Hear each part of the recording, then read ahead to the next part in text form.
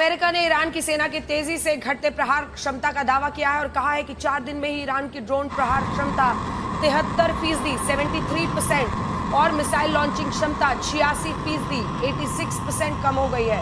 उधर इजराइल का दावा है कि उसने 4 दिन के अंदर ईरान की रीढ़ तोड़ दी है।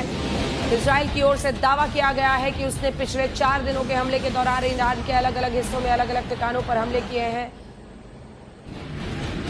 इसमें आईआरजीसी के तेहरान बेस कोर को बर्बाद करने का दावा किया है। देखिए, मैं आपको बता दें कि लगातार बढ़ते इस आक्रामक के पीछे लगातार ये कहा जा रहा है कि ईरान पर बड़े अटैक किए जा रहे हैं इस समय।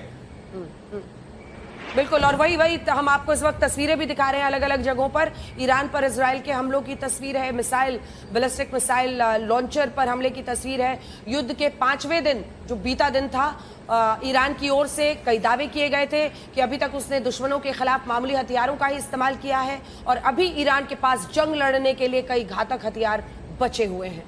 खाड़ी के देशों में अमेरिकी ठिकानों पर किए गए हमलों का जिक्र करते हुए ईरान के कमांडर की ओर से कहा गया कि भले अमेरिका इजराइल की ओर से ईरानी आसमान पर कब्जे का दावा कर रहा है, लेकिन ईरान के आसमान में 40 से अधिक दुश्मनों के टारगेट्स को ध्वस्त किया गया है।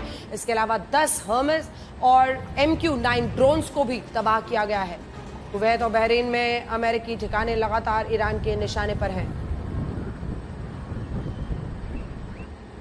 दावे दोनों तरफ से हो रहे हैं। आज छठा दिन है, लेकिन इस जंग के 5वें दिन आपने देखा किस तरह से अमेरिका की ओर से एक और बड़ा हमला हिंद महासागर में किया गया। अमेरिका ने श्रीलंका से लौट रहे मौज क्लास के ईरानी जहाज आइरिस डेना पर हमला करके 80 लोगों को मार डाला है।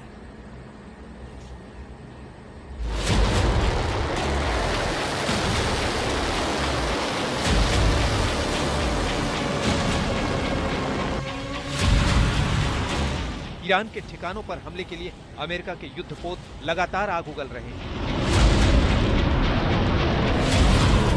होर्मुज खाड़ी से लेकर लाल सागर तक अमेरिकी नेवी ने ईरान के ऊपर सख्ती की हुई है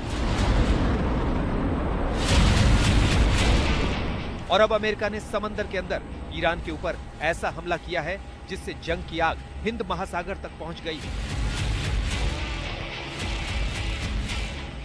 अमेरिकी सबमरीन से हुए हमले में ईरान का मौज क्लास डेना जहाज कुछ इसी तरह से चकनाचूर होकर समंदर के आगोश में समा गया।